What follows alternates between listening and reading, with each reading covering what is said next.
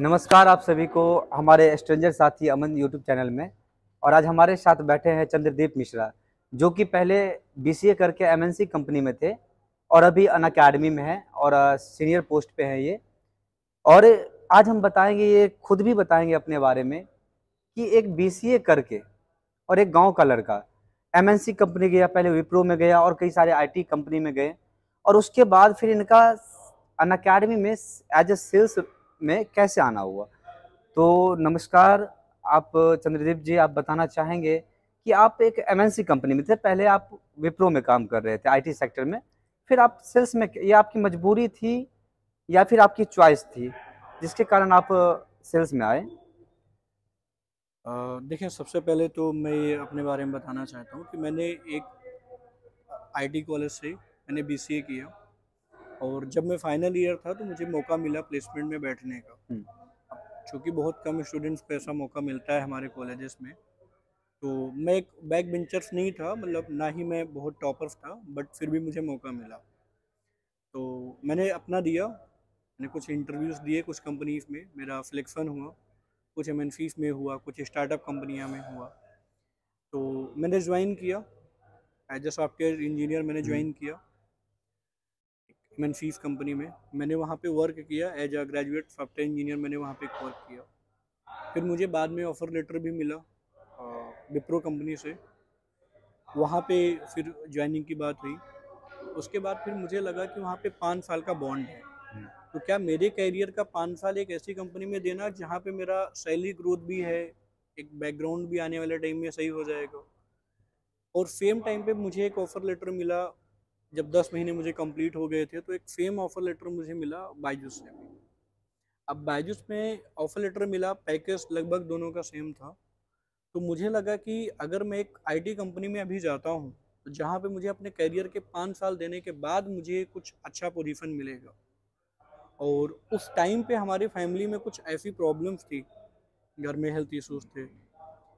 मैं एक only one person हूँ अपने घर में जो कि मैं जॉब करता हूँ, और हमारे पापा हैं जो कि प्राइवेट जॉब करते हैं, और लोग मेरे छोटी सिस्टर्स हैं जो कि पढ़ती हैं। आप घर में बड़े बेटे हो? नहीं, हमसे बड़े हमारे भैया हैं, बट कुछ मेडिकल इश्यूज़ की वजह से उनकी पढ़ाई कंप्लीट नहीं थी। हम्म। तो अभी वो पढ़ाई कर रहे हैं, उनका बी फार्मा चल रहा है, फाइनल ईयर है। तो मुझे लगा कि मेरे कैरियर का डिसीजन सही होना चाहिए। तो मेरे लिए एक चॉइस तो नहीं थी एज अ सेल्स में आना, क्योंकि मैं एक आईटी स्टूडेंट्स था। बिल्कुल बिल्कुल। हर आईटी स्टूडेंट्स का चॉइस होता है कि हम आईटी सेक्टर या जी, अपने फील्ड में ही आगे बढ़े। जी। लेकिन वैसे एक चीज और पूछना चाहूंगा कि जब आप अभी सेल्स में हो हुँ, और मार्केट में बहुत सारे लोगों का ये अफवाह फैला है कि सेल्स का बंदा ना, हुँ, मतलब बहुत ही फ्रस्ट्रेट रहता है, परेशान रहता है, ग्रोथ नहीं है उसमें। जी। तो ये इसके बारे में आप क्या कहना चाहेंगे? क्या ये सच है या फिर अफवाहें हैं? देखिए, मतलब एक सेल्स चाहे किसी भी तरीके का हो, हर कोई एक दूसरे को बेचने में लगा हुआ है। बिल्कुल बिल्कुल, ये बिल्कुल। देखें, आप या तो किसी को आप बेच दें, मतलब या तो किसी को आप अपना प्रोडक्ट बेच दें, या कोई आपको अपना प्रोडक्ट चिपका देगा। हाँ जी, हाँ जी। तो देखें, आज के टाइम पे सेल्स हर जगह पे है। अगर सेल्स ना हो तो हमारे देश का रेवेन्यू ना हो पाए। ठीक है, एक आर्थिक विकास भी सेल्स के लिए बहुत ज़रूरी है। तो ये समझिए कि मतलब ये एक मिथ नहीं है कि सेल्स में प्रेशर नहीं होता, मतलब है, वो चीज़ हम्म। सही है। प्रेशर भी होते हैं, दबाव भी आते हैं, डिपेंड्स करता है कि आप किस प्रोफेशन में हैं। आपका प्रोफेशन क्या है, सेल्स में किस डिजिग्नेशन पे हैं। अब कोई है जो कि एक लोअर मिडिल क्लास फैमिली से निकल के अगर एक नॉर्मल सी जॉब में है, बट ऑब्वियस बात है सेल्स का काम वो भी कर रहा है। सेल्स का काम जियो यूजर भी कर रहे हैं, हाँ जी, बिल्कुल। राइट। तो सेल्स एक बड़े लेवल पे भी है, छोटे लेवल पे भी है। अगर आप ये देखेंगे कि सिर्फ प्रेशर ही प्रेशर है, हम्म। तो मेरे अकॉर्डिंग प्रेशर नहीं है। सेल्स में बहुत कुछ सीखने को मिलता है। एक दूसरा सवाल आपसे ये भी जानना चाहूंगा कि एक सेल्स पर्सन का, जो सेल्स पर्सन होते हैं, उसकी सबसे अच्छी क्वालिटी क्या होती है? देखिए, मतलब सेल्स पर्सन का सबसे अच्छी क्वालिटी क्या होती है, वैसे तो देखें, एक सेल्स पर्सन है तो उसको कम्युनिकेशन उसकी बहुत अच्छी हो जाती है, पर्सनालिटी अच्छी हो जाती है, और सैलरी ग्रोथ बढ़िया होती है। बट अगर एक अच्छी क्वालिटी की बात करें तो एक मतलब एक जजमेंट स्किल्स उसके अंदर बहुत अच्छा आ जाता है, कि जैसे हम मार्केट में भी नॉर्मल जाते हैं तो हम देखते हैं कि हमें कोई प्रोडक्ट महंगा दे रहा है, या हम किसी से बात करते हैं तो हमें पता चल जाता है कि सामने वाले का लहजा क्या है। तो हमारा एक जजमेंट स्किल्स जो है वो क्वालिटी बहुत ज़्यादा इम्प्रूव होती है अगर हमें किसी अच्छे कंपनी में और एक अच्छे प्लेटफॉर्म से हम अपना काम कर रहे हैं एज ए सेल्स पर्सन। लेकिन सेल्स में वैसे तो आना बहुत कम लोग चाहता है। जी। आपने देखा होगा कि जो एमबीए करके आते हैं, हम्म, जो आईआईटी के जो बच्चे या फिर आईआईएम के जो बच्चे होते हैं, ज्यादातर आप देखेंगे कि आईआईटी के बच्चे आईटी सेक्टर जाते हैं जी और आईआईएम के बच्चे मार्केटिंग फील्ड में जाते हैं, जी और उसमें बहुत अच्छा, अच्छे पोजीशन में बहुत अच्छा ग्रोथ है। जी बट क्या है ना कि सेल्स में चुनौतियां भी बहुत आती है और जी आपको असफलताएं भी मिलेंगी। बिल्कुल। तो आप, वैसे आप भी सेल्स में ही हो, सेल्स पर्सन जी अभी हो, जी तो आप हमें ये बताना चाहोगे कि कभी कभी आपके लाइफ में भी असफलताएं आती है, चुनौतियों का सामना करना पड़ता है आपको? कोई देखिए, ऐसी हादसा एक बता दीजिए जो। देखिए मतलब स्टार्टिंग फेज रहा होगा जब मैंने 2022 में, और स्टार्टिंग 22 में मैंने बायजूस ज्वाइन किया। तो मेरे लिए एक सेल्स बिल्कुल नया था, क्योंकि मैं एक सॉफ्टवेयर इंजीनियर हो करके एक सेल्स कंपनी को ज्वाइन करना और एक सेल्स के प्रोडक्ट को लोगों को बताना तो मेरे लिए बिल्कुल नया था। और ऐसा मेरे साथ एक बार इंसिडेंट हुआ जब मैं 2023 के मिड में रहा हूँगा, मतलब एक जून या जुलाई के मंथ में।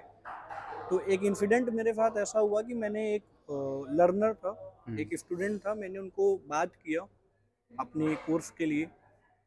एग्री हुए वो, उनकी पूरी फैमिली एग्री हुई। वो पंजाबी परिवार से थे, पंजाबी थे, सरदार जी थे। तो काफ़ी कन्विंस हुआ, मतलब चीज़ों को बात हुआ। बट उसके बाद उनका जो डिसीजन हुआ आखिरी में, मतलब 2-3 दिनों के बाद, सारी रैपो बिल्डिंग होने के बाद, उन्होंने कहा कि मुझे नहीं करना है। फिर मैंने अपने सीनियर मैनेजर से बात कराई, मैंने अपने टीएल से बात कराई, बट उनका आखिरी डिसीजन यही था कि सर मुझे नहीं करना है। तो और उस टाइम पे मेरा वो फेज था कि अगर मतलब वो मेरे में ऐड नहीं होता सेल्स, तो शायद मेरी जॉब भी जा सकती थी। तो एक लेवल था, मतलब माइंड में एक थोड़ा सा मतलब डर भी था कि यार नौकरी की भी बात है।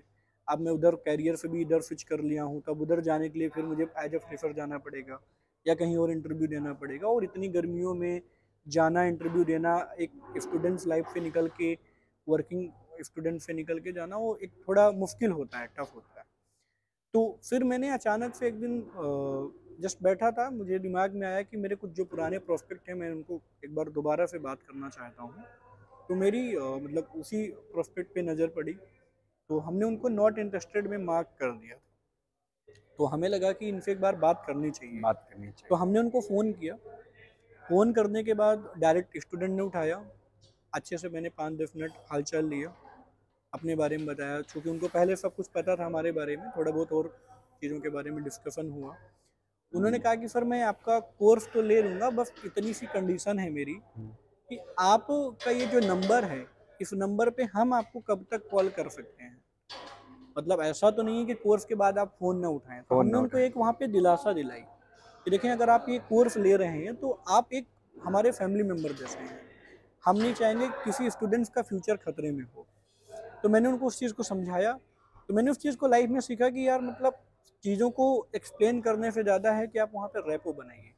अगर सामने वाले को आप ये फील कराएंगे कि आप उनके जोन में रह के सिक्योर हैं और आपको कोई दिक्कत नहीं होने वाली है, तो उससे आपको लाइफ में कभी दिक्कत नहीं होगी एज अ सेल्स पर्सन, या फिर आगे भी अगर आप किसी और भी करियर में जाते हैं।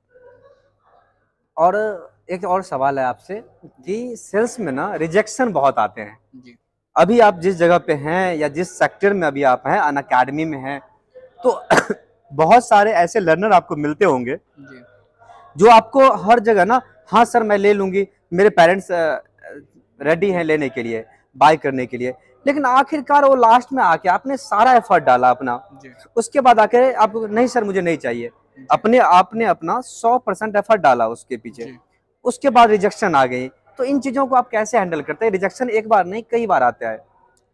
देखिए, रिजेक्शन मेरे लिए एक बहुत छोटा सा शब्द है। उसके लिए मैं एक ही लाइन सिर्फ बोलना चाहता हूँ। वो सिर्फ एक हमारी मतलब कह सकते हैं कि वो एक हेड में जो, मतलब एक सर में जो बाल हैं, मैं उतने के बराबर रिजेक्शन को समझता हूँ। कि मतलब अगर एक थोड़ा सा अगर रिजेक्शन आया तो वहाँ पे गिव अप नहीं मारना है। एक छोटा सा उसको एक बाल के बराबर समझ करके उसको वहाँ पे उखाड़ के फेंक देना है। क्योंकि अपने पास अपने सर अनगिनत में बहुत सारे अपॉर्चुनिटीज बाल हैं, हैं। अनगिनत अपॉर्चुनिटीज हैं। अगर एक कोई कस्टमर मना कर दे रहा है, कोई लर्नर मना कर दे रहा है कि हमें नहीं चाहिए, तो हमें निराश नहीं तो होना हमें है। निराश नहीं होना है, आप नेक्स्ट मूव ऑन कर देना हाँ, है। बिल्कुल, बिल्कुल। क्योंकि आप जिस प्रोफेशन में हैं वहाँ पे आपको 100 लोग मना करेंगे और 100 में कोई 2 लोग लेने वाला होगा। तो अगर आप डेली ये सोच के लेंगे कि 100 लोगों से मैंने बात करी और 100 लोग मेरा कोर्स ले लें, तो ये आपके साथ कभी नहीं होगा। आप कभी नहीं किसी भी होगा। कंपनी में आप काम करके नहीं, देखें। बिल्कुल, बिल्कुल। जी, और एक और सवाल है कि सेल्स में बहुत सारे लोगों का ना कि माइंडसेट बेकार हो रहा है कि सेल्स सेल्स नाम सुन के समझता है। हुँ, जैसे कभी-कभी ना क्रेडिट कार्ड के लिए कार्ड ले जी, लो हमसे, इसके लिए कॉल आते हैं, लोग परेशान हो जाते हैं, लोग समझते हैं सेल्स का बंदा है। तो जी, इन चीज़ों से ना काफ़ी माइंडसेट मतलब फैला हुआ है कि सेल्स का बंदा आप सेल्स कहो, बट लोग गलत मायने में ले लेते हैं। तो सेल्स मतलब वाक़ई देखा जाए तो बड़े पैमाने पे बहुत अच्छा है, बहुत बिल्कुल, सबसे ज़्यादा पैसे भी हैं सेल्स में। बिल्कुल, बिल्कुल। तो आप इसके बारे में कुछ बताना चाहेंगे कि ऐसे माइंडसेट जो लोग रखते हैं उनके लिए नए यूथ और आए सेल्स में वो भी आए? देखिए मतलब आज के टाइम पे देखें, चूँकि मैंने स्टार्टिंग में भी एक लाइन बोली थी, या तो सामने वाले को आप कुछ बेच दो या तो आपको बेच के चला जाएगा। चला जाएगा। तो देखें आज के टाइम पे हर कोई किसी न किसी को कुछ बेच रहा है। बिल्कुल, तो बिल्कुल। सेल्स एक अच्छा प्रोफ़ेशन है, सेल्स प्रोफ़ेशन को एक प्रायोरिटी देना चाहिए। और इंडियन गवर्नमेंट के अकॉर्डिंग गाइडलाइंस बनी हुई है सेल्स की। जितने भी अनऑथराइज्ड कंपनियाँ थी वो बंद की गई हैं। तो हमें लगता है कि सेल्स एक ऐसा प्रोफ़ेशन है जहाँ पे लोगों को और ज़्यादा रिस्पेक्ट मिलनी चाहिए। चाहे वो क्रेडिट कार्ड वाला हो, चाहे किसी एमएनसीज़ का सॉफ्टवेयर कंपनी का एक सेल्स पर्सन हो, बिल्कुल, हमें बिल्कुल। रिस्पेक्ट दोनों को उतना ही देना चाहिए। क्योंकि अगर दोनों का प्रोफेशन सेम है और आने वाले टाइम में हमें नहीं पता कि हमें किस चीज़ की ज़रूरत कब पड़ जाए, आपको कब क्रेडिट कार्ड की ज़रूरत पड़ जाए, कब आपको किसी कोर्स की ज़रूरत पड़ जाए, वो आपको नहीं पता है, आपके आने वाले फैमिली को नहीं और एक पता चीज़ और देखा जाए तो ओवरऑल हम दुनिया में चाहे आईटी सेक्टर हो या कोई भी सेक्टर हो, है। जी, आखिर में कोई चीज़ें नई बनती हैं तो ओवरऑल उसका क्या मतलब मोटिव क्या होता है? उसको बेचना, जी, मार्केट में बिल्कुल, लाना। तो बिल्कुल। अगर सेल्स पर्सन ही नहीं होगा, अगर सेल्स डिपार्टमेंट में हम आएँगे ही जी, नहीं तो फिर उस चीज़ें बनाने का फ़ायदा क्या है? तो सेल्स जो बिल्कुल, है मेरे मायने में यही है कि गलत नहीं है, सबसे अच्छी प्रोफ़ेशन आप आओ तो। इसमें बिल्कुल। आपको रिजेक्शंस मिलेंगे, कई सारी चुनौतियाँ आएँगे, जी, स्ट्रगल बिल्कुल, होंगे, तो आप उसी चीज़ों को तो हैंडल करके नई चीज़ें सीखेंगे लाइफ़ में। बिल्कुल। देखें यहाँ पे सीखने को बहुत मिलता है। बहुत कुछ मिलता है। पर्सनली मैंने जब भी एज़ अ सॉफ्टवेयर इंजीनियर से मैंने स्विच किया, तो मेरा स्टेज फ़ियर दूर हुआ। क्योंकि बड़ी-बड़ी मीटिंग्स में जाना, लोगों से बात करना, मीटअप करना, डीएफ में जाना, डीएफ को क्लोज़ करना, पेरेंट्स से बात करना, तो वहाँ पे चीज़ें कॉन्फिडेंस लेवल बढ़ती हैं, कम्युनिकेशन बढ़ता है, पर्सनैलिटी इन्हेंस होती है। जो कि मैंने देखा है कि अगर आप एक रेप्यूटेड कंपनी सिर्फ एमएनसीज़ में काम कर रहे हैं, एक आईटी वर्कर हैं आप, तो वहाँ पे ये चीज़ें आपकी कभी नहीं इम्प्रूव हो पाएँगी। एक लिमिटेड पीरियड के लिए आप वहाँ पे रह जाएँगे, लेकिन सेल्स में आपको डेली कुछ ना कुछ नया सीखने को मिलेगा। तो आई थिंक कि ये बहुत बेस्ट प्लेटफ़ॉर्म होता है सेल्स का प्रोफ़ेशन जो भी है। और हर किसी न किसी को कभी न कभी एक सेल्स कंपनी पकड़ करके अपने आप को 6 महीने का, 1 साल का एक्सपीरियंस लेना ज़रूर चाहिए। ये तो बिल्कुल आपने सही कहा कि देखिए, सेल्स में जो है ना, ग्रोथ है। कोई अगर ऐसा माइंडसेट रखता जी, है या कोई आपको कह रहा है कि सेल्स आप किसी देखिए 2 चीज़ें हर जगह होती है। हर चीज़ें की कहते हैं 2 पहलू होते हैं, जी, एक अच्छाई, एक बुराई। बिल्कुल। तो आप ना उनकी अच्छाई चीज़ों को देखिए कि उनकी प्रोग्रेस क्या है। जितना यहाँ इंसेंटिव 1 लाख, 1.5 लाख, 2 लाख एक-एक सेल्स पर्सन का इंसेंटिव बन जाता है, जी, जबकि उतना कितनों की सैलरी नहीं होती है। बिल्कुल, तो बिल्कुल। ग्रोथ है सेल्स में। जी, आप जब आएँगे, चुनौतियों से लड़ेंगे, आपके अंदर क्वालिटी है, तो आप बेच के दिखा दीजिए। जी, ये अच्छे सेल्स पर्सन की एक क्वालिटी भी हम कह बिल्कुल, सकते हैं, क्वालिटी है। और एक बिल्कुल। आखिरी सवाल हम आपसे पूछेंगे कि कुछ आप टिप्स देना चाहेंगे जो नए सेल्स पर्सन हैं, जो ऑलरेडी जॉब कर रहे हैं सेल्स में, जी, बट वो ग्रोथ नहीं कर पा रहे, तो कुछ भी ऐसा टिप्स जो उनके लिए फ़ायदेमंद हो, जो कस्टमर को आइडेंटिफिकेशन हो, फिर बिल्कुल। उन पे कैसे वो ट्रस्ट बिल्ड करे, रिलेशन बनाए, जिससे कस्टमर रेडी हो जाए उनके प्रोडक्ट को बाय करने के लिए। तो बस आखिरी ये है कि कुछ टिप्स आप देना चाहेंगे? देखिए मतलब वैसे तो सारी चीज़ें ऑलरेडी अवेयरनेस है लोगों को, आज के टाइम पे डिजिटल है सारी चीज़ें। बट अगर पर्सनली देखें, ये टिप्स नहीं कह सकते, हमारा खुद का एक्सपीरियंस है, वो मैं अपने साथ आप लोग के साथ शेयर कर रहा हूँ। मेरा खुद का जो एक्सपीरियंस है, मैं एक्सपीरियंस के भी यहाँ पे 3 चीज़ें मैं रिकमेंड करना चाहूँगा। और वो 3 चीज़ें जो मैंने सीखी हुई हैं, मैं वही बताऊँगा, क्योंकि जो रियल एग्ज़ाम्पल हैं वो ज़्यादा अच्छे होते हैं। सीखने में और काम भी आते हैं। सबसे पहले तो कभी भी सामने वाले का आप ये इंटेंशन से अगर आप कॉल कर रहे हैं या बात कर रहे हैं कि मैं इसको अपना प्रोडक्ट बेच करके वहाँ से कैसे करके निकलता हूँ, मेरा काम हो जाए, मेरा धंधा निकल जाए, तो अगर आप इस माइंडसेट से और जा रहे हैं, बात कर रहे हैं, तो वो माइंडसेट पहले आप अपना चेंज करिए। माइंडसेट ये रखिए कि हम किसी को कुछ देने जा रहे हैं जो सामने वाले की नीड है, क्योंकि सामने वाला ज़्यादा उसको नीड है उस चीज़ की। क्योंकि हर कोई ना अपना फायदा देखता है। बिल्कुल जब आप अपनी जरूरत बताएंगे सामने वाले को जी, तो आपसे दूर भागेगा।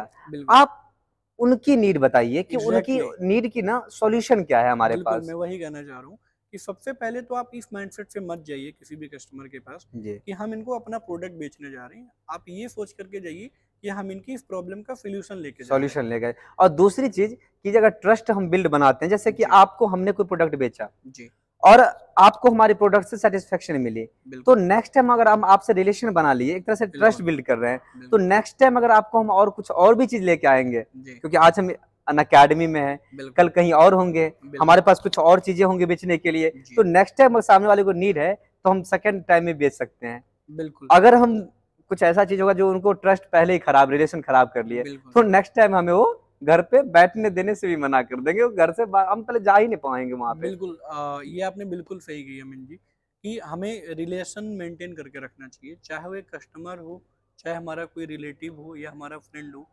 अगर हमारा रिलेशन मेंटेन है, हमारा वहाँ पे ट्रस्ट बिल्ड ज़्यादा है, रेपो बिल्डिंग ज़्यादा है, तो आने वाले टाइम में वो आपको 2x 3x बेनिफिट मिलेगा।